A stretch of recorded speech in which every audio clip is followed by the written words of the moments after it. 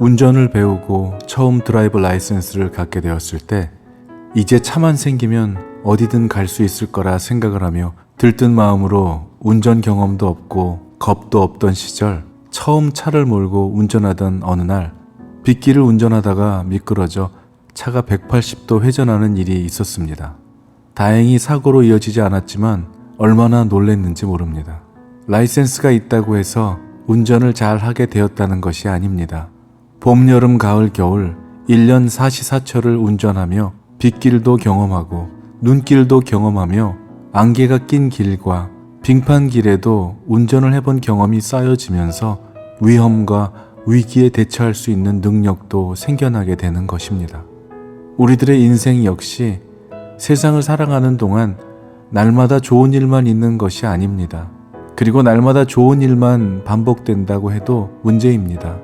날마다 좋은 일만 일어난다면 반복되는 좋은 일이 계속해서 좋게만 여겨지지 못하는 지루하고 고통스러운 날이 될 수도 있을 것입니다. 아이들은 아프고 나면 성장하듯이 사람도 아픈 만큼 성숙해지고 문제와 어려움을 통해 더욱 견고해지게 되는 것입니다. 고난이 없고 힘들지 않다면 그것은 살아있는 자의 삶이 아닐 것입니다. 살아있다면 삶 속에서 어려움도 만나고 기쁨도 만나고 위기도 만나고 고난도 당할 수가 있는 것입니다. 살아있기 때문에 경험하는 일들이죠.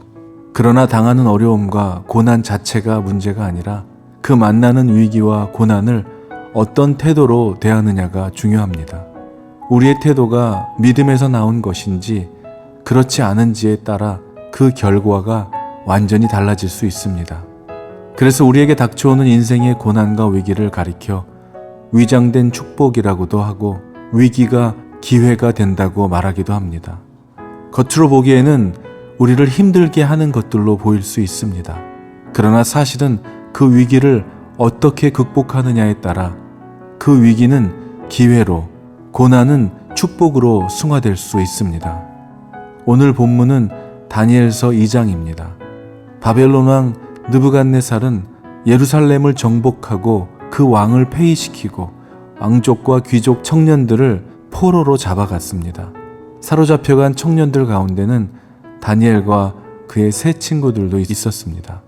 바벨론을 위해 일할 충성스러운 신하들로 인재를 양성하고 교화를 통해 바벨론화하기 위함이었죠. 오늘 본문의 다니엘과 그의 세 친구들은 생사가 오가는 위기에 직면하게 됩니다. 느부갓네살이 심상치 않은 꿈을 꾼 일로 인하여 마음이 번민하여 잠을 이루지 못하고 자신이 꾼 꿈을 해석하기를 위해 마술사와 주술가와 점쟁이와 점성가들을 불러들입니다. 그리고 자신이 꾼 꿈의 내용과 해몽을 말해주면 큰 상과 선물과 큰 명예를 내리겠지만 만일 그렇지 않으면 너희의 몸은 토막이 날 것이며 너희의 집은 쓰레기 더미가 될 거라는 청천벽력 같은 명령이 내려진 것입니다. 그가 꾼 꿈은 단순한 꿈이 아니었습니다. 그리고 인간의 지혜와 지식으로는 알 수도 없고 해석할 수도 없는 불가능한 일이었죠. 제 아무리 뛰어난 마술사와 주술가와 점쟁이와 점성가들이라 할지라도 그들은 모두 자신들이 할 수 없는 일이라고 대답했고 이 일로 인해 바벨론의 지혜자를 모두 죽이라는 명령이 내려지게 된 것입니다. 지혜자들이 죽어가는 가운데 다니엘과 세 친구도 왕의 시위대 장관 아리옥이 찾아와 죽이려 했을 때 다니엘은 이 위기의 순간에 그에게 꿈 해몽을 위해 시간을 달라고 요청을 한 후 위기를 위해 세 친구들에게 중보기도를 부탁을 합니다. 그 친구들에게 이렇게 말합니다. 너희와 나는 다른 바빌론의 지혜자들과 함께 죽지 않도록 하늘의 하나님이 긍휼을 베풀어 주셔서 이 비밀을 알게 해주시기를 간구하자. 그렇게 기도를 부탁하고 바로 그날 밤에 다니엘은 환상을 보고 그 비밀을 밝히 알게 되었고 다니엘은 하늘의 하나님을 찬송합니다. 인간의 힘으로 해결할 수 없는 위기의 순간을 만날 때 그 사람의 행동은 그가 무엇을 의지하고 있는지가 드러나게 됩니다. 하나님을 경외하지 않는 사람은 근심하고 염려하며 두려워하지만 하나님을 삶의 주관자로 모시며 하나님을 경외하는 사람은 위기의 순간에 하나님께 기도로 나아가는 것입니다. 믿음이 없는 사람은 두려운 마음에 어찌해야 할 바를 알지 못하여 염려하고 걱정할지라도, 그러나 하나님을 신뢰하는 자, 하나님을 믿고 의지하는 자는 하나님께 그가 구할 것을 감사함으로 기도할 뿐 아니라 그의 마음과 생각을 하나님께서 지켜주시며 하나님의 평강이 그에게 임하게 되는 것임을 믿으시기를 바랍니다. 믿음의 기도는 역사하는 힘이 크다고 했습니다. 너희 중에 고난당하는 자가 있느냐? 저는 기도할 것이요. 즐거워하는 자가 있느냐? 저는 찬송할지니라. 너희 중에 병든 자가 있느냐? 저는 교회의 장로들을 청할 것이요. 그들은 주의 이름으로 기름을 바르며 위하여 기도할지니라. 믿음의 기도는 병든 자를 구원하리니 주께서 저를 일으키시리라. 혹시 죄를 범하였더라도 사하심을 얻으리라.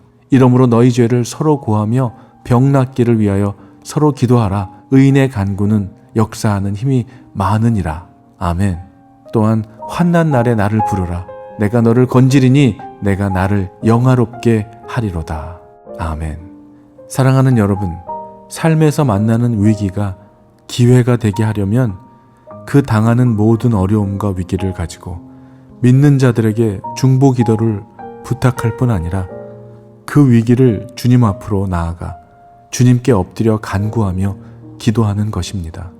그렇게 위기는 하나님을 경험하는 기회가 될 뿐 아니라 하나님이 어떤 분이신지, 어떤 일을 하시는지를 위기를 통한 기도 가운데 분명하게 깨닫게 하실 줄을 믿습니다. 삶 속에서 만나는 위기 가운데 하나님을 만나고 하나님을 경험하는 기회가 되는 삶을 사시기를 간절히 기도합니다. 아멘.